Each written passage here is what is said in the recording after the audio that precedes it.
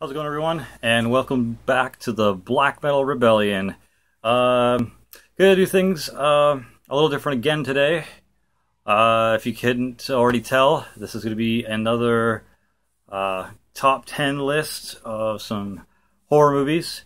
This time it's a top 10 list of supernatural horror films. I also got quite a few bonuses after the 10 list too, just because there's quite a few, but I also couldn't pick out a top 20, and it would take a long time to go through each one, so here we go. First up, I don't have an actual physical copy of it. We're still looking to get the first one first before we could get the second one, because the second one's very readily available at HMV and whatever. But the horror series, or the supernatural horror series I'm talking about, is Grave Encounters. Grave Encounters is basically one of those investigative ghost stories type of deals. Basically a camera crew and their whatever go investigate a haunted insane asylum or hospital or something, and shit just eventually goes more and more awry, and it gets really fucked up. They start losing track of time. The night seems to last for like days and even weeks, so something really fucked up goes on there. A lot of them get lost, a lot of them get killed. It's a mindfuck by the end of it. The first one, that is. And then the second one, pretty much the same thing, but even more crazier, even more creepier. Supernatural beings start appearing. Wormholes start opening up in the middle of the fucking asylum in the basement and shit. It's definitely worth being on this list. If you have not seen Grave Encounters 1 or 2, definitely check it out if you're into supernatural horror films. Next up, some more classic stuff. For starters, Night of the Demons. This is really old school kind of supernatural horror. It's not really to do with ghosts or anything like that, or anything. That's just demons possessing human bodies and systematically killing everyone of the group that ends up going to the mansion that this takes place in. The main demon in this is called Angela, and the place is called Hull House, but they all call it Hell House, obviously. And yeah, basically a group of friends just goes to Hell House to try and party and drink and have premarital sex. We love premarital sex! And they just end up getting slaughtered and eaten and devoured and fucked up in many different ways. And, you know, for a 1987 or earlier film, I'm not sure, I think it's 1987, this series definitely did some crazy shit. So definitely check out Night of the Demons series if you have not already done so. Another classic, Poltergeist. How could you have a supernatural best of without Poltergeist? Everyone and their fucking uncle loves this film, especially the whole "they're back," and then that old midget lady, "this house is clear." You know, the whole thing that Ace Ventura makes fun of. Yeah, this excellent. The remake was all right. It's worth checking out, but it's nowhere near the classicness of this film. And the two that followed were still pretty good. It's unfortunate the main actress in this kind of got some sort of disease. She started like bloating up and swelling and ended up dying after the third film, so that kind of sucks. But yeah, Poltergeist. Sick film, sick series. Next up. Should be expecting this one. The Exorcist. Your mother sucks cocks in hell, Damien. Or Dorian. Is it Damien? Father Dorian? I don't know. But either way, that famous line, "your mother sucks cocks in hell," came from this one. Reagan ends up getting possessed by Azazel, I think. Maybe I'm wrong. Why does that sound familiar? Yeah, I think it's Azazel. Maybe not. Pazuzu? Pazuzu? Anyways, great film. There's just so many memorable moments in this. Her throwing up on the priest, her pissing on the carpet, her stabbing herself in her vagina with a crucifix, her load of obscenities yelled at whoever, the fucking priest falling down those giant flight of stairs over and over and over again. Just a whole lot of crazy shit goes on in this. The second one's pretty good. The third one's one of my favorites of the entire series. And the prequels are kind of boring, but they still have a couple of moments where you're like, holy shit. So, yeah, The Exorcist. Next up is the Amityville horror series. This is the remake with Ryan Reynolds. This one's really good. It's a little bit more action-packed and has a little bit more backstory about things than the first one does.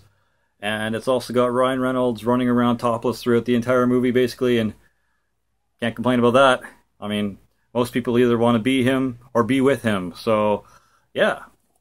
Good remake. Good series in general. There is a lot more of these films than you think. We have, let's see here, 1, 2, 3, 4, 5, 6, 7, 8, 9, and we're still missing like 2 or 3. So, yeah, there's like 12 or 13 Amityville series that you can get, or movies that you can get. Check it out on Wikipedia if you don't believe me. Lots of them. Some of them are fucking rare shit to try and get on DVD. And we're probably lucky to get the ones we have. So, yeah. Amityville horror series.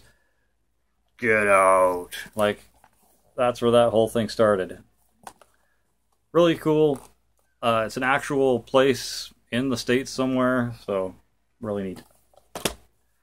Next up, another classic, but it's not a franchise. It's just one movie. And that is Stanley Kubrick's The Shining with Jack Nicholson. I'm not gonna kill you. I'm just gonna bash your head in. I'm gonna bash you right the fuck in. Here's Johnny. Like, there's so many good, memorable lines and shit that happens in this movie. You can't help but love it. Him running through the fucking maze during the middle of winter, going after the kids, creepy. Him, like, chopping down the fucking door and looking in on his wife. Creepy. Him losing his mind and seeing, like, all those, like, furries fucking in that one room. The elevator with all the blood in it. The picture of him at the very end on the that plaque showing that he was there, like, 100 years prior or whatever. Also really fucked up and creepy. There's just a shit ton of craziness. All work and no play makes Jack a dull boy. The Shining. Now, the next one, or few, are getting into more modern supernatural horror series. If you have not seen this film, this is 13 Ghosts. This film is fucking fantastic. I had a VHS version of this back in the day. I watched that a million times, and then when that broke and ran out, and I just fucking got rid of it, I definitely had to go and get a DVD copy, because 13 Ghosts is amazing. It's got the jackal, it's got the hammer, it's got the angry princess, it's got the torso, it's got, I don't know if I said the jackal already, but it's got him in it. It's got the dire mother and the giant son or whatever. Like, all these different ghosts are pretty fucked up.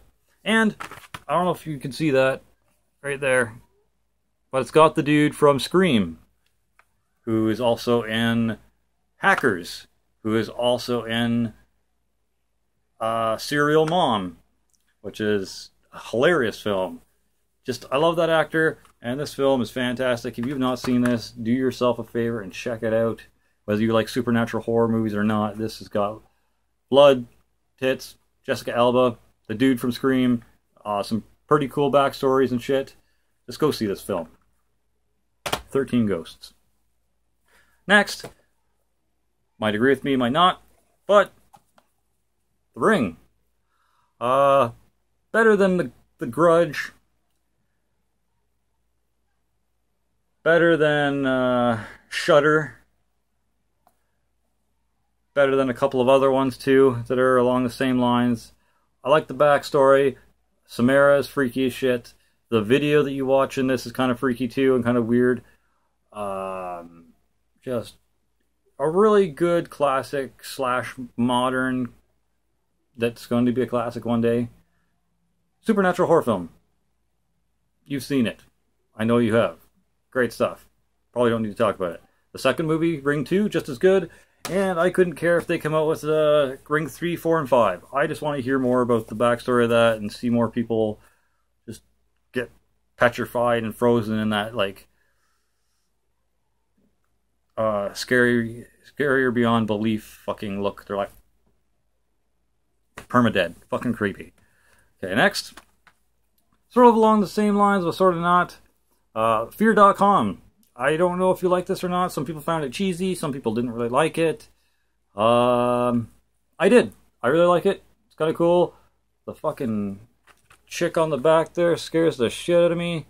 Some of the backstory to this was neat. I like investigative supernatural horror films where there's a bunch of crazy shit going on, a lot of people are dying, and the main characters have to figure out why this is happening, stop the ghost, and figure out why the ghost is so angry, try to lay it back to rest, and sometimes even once they do that, it still just does not fucking happen. But, yeah. Really good movie in my opinion. And some decent, interesting kills, I think, and a decent backstory. So, Fear.com.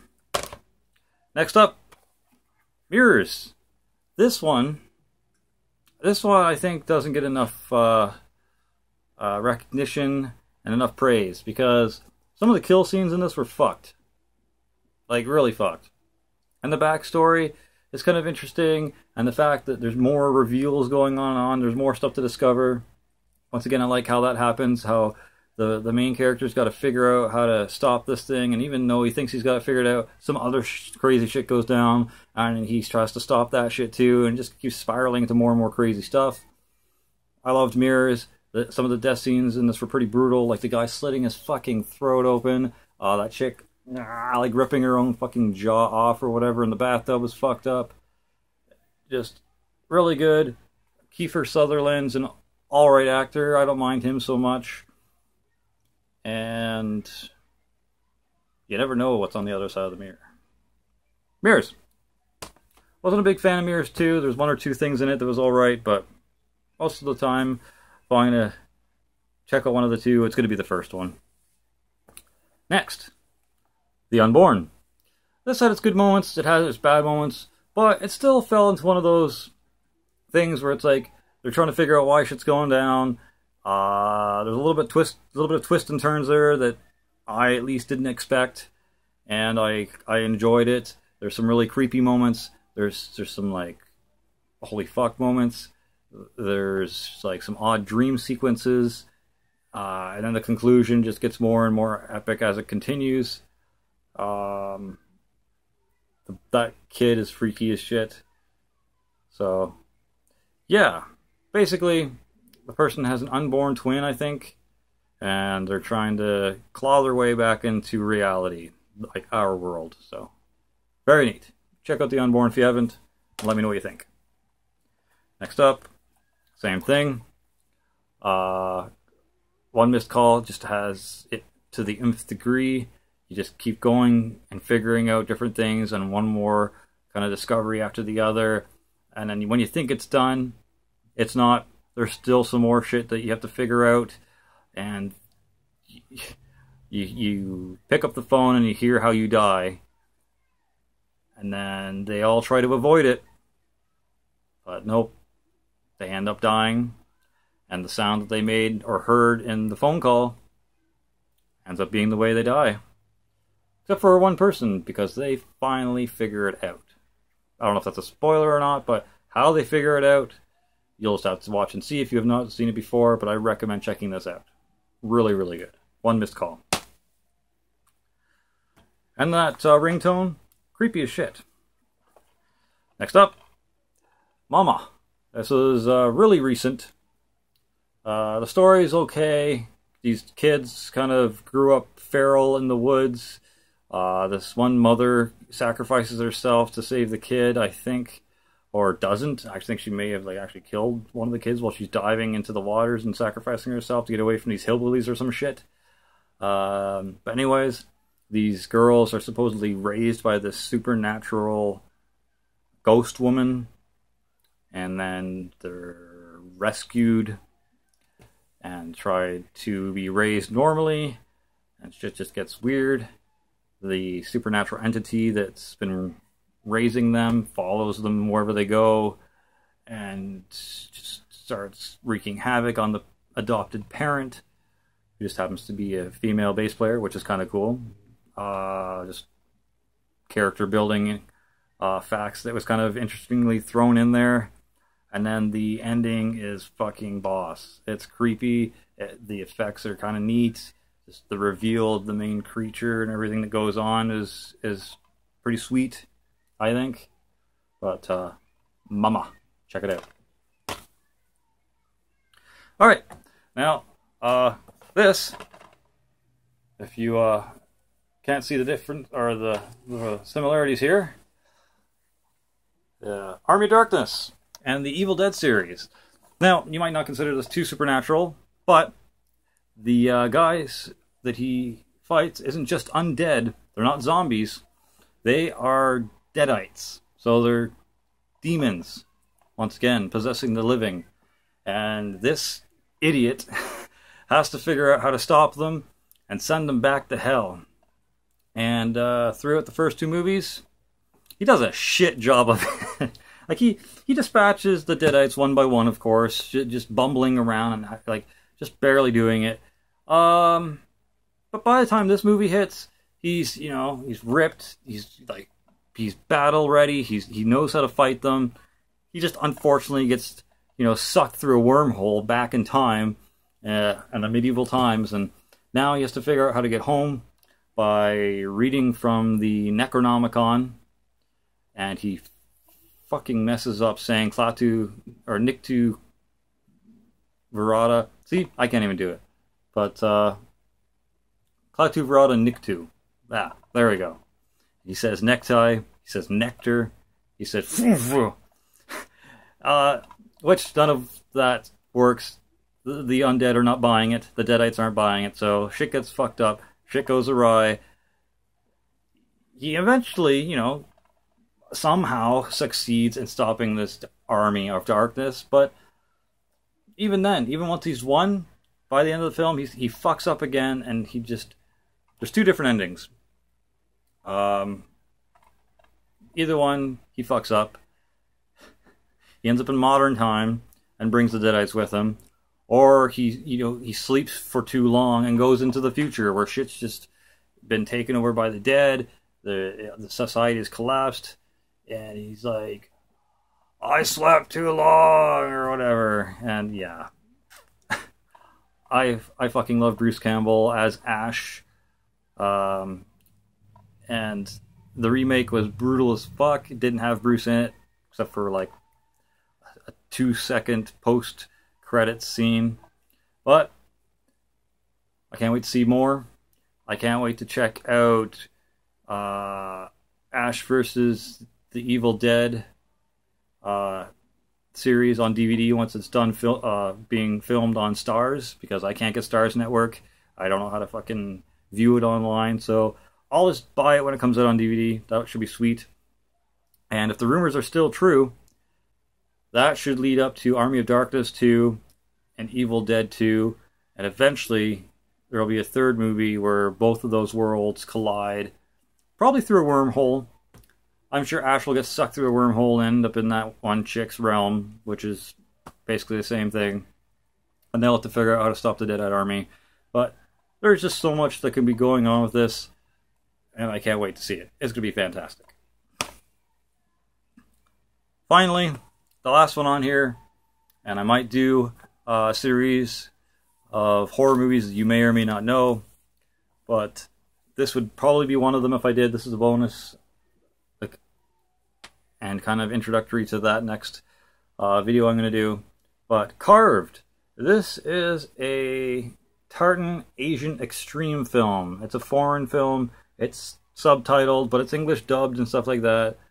It's called Carved, the Slit-Mouthed Woman. This is freaky. This is some freaky deaky Dutch, okay? It's kind of like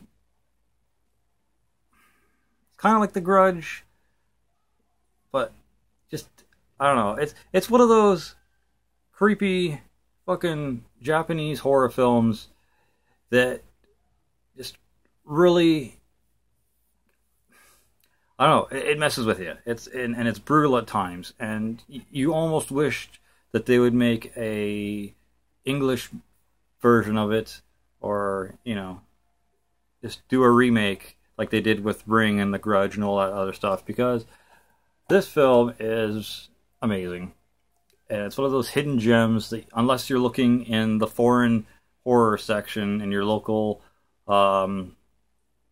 used DVD shop, or maybe you can import it through your local HMV or FYE or wherever you get your movies from, you'll probably miss it, and you'll probably never hear about it unless you're into like Japanese horror films or foreign horror films.